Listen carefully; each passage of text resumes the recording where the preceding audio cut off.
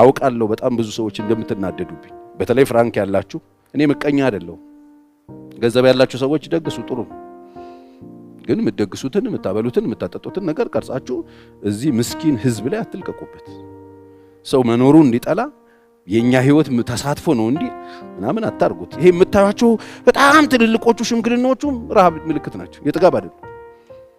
አይደለም የረሃብ ምልክት ነው ጠግበን ቢሆን የምናሳየው ያጠገበንን ነበር ስለተራብን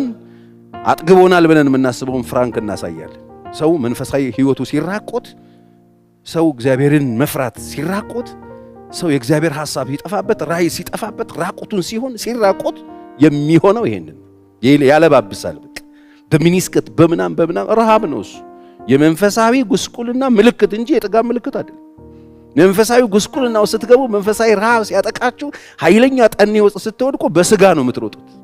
የምታደርጓቸው ነገሮች ሁሉ መንፈሳዊነት የራቃቸው ትውልድን ማያማክሉ እግዚአብሔርን ማይታይባቸው እናንተና ፍራንካችሁ ብቻ የምትታዩበት ራቆትነትና ረሃብ ይታይባቸው አውቃለሁ በጣም ብዙ ሰዎች እንደምትናደዱብኝ በተለይ ፍራንክ ያላችሁ መስተካከል የማትፈልጉ ሰዎች ትናደዳላችሁ መስተካከል የምትፈልጉ ሰዎች ግን እግዚአብሔር ይመስገን በጣም ትክክል ነው ብላችሁ እንደምትወስዱት አውቃለሁ ስለዚህ የረሃባችሁን ማስታገሻ ወደ እግዚአብሔር ብትጠጉ ወደ እግዚአብሔር ብትመለሱ ነው በጣም ጥሩ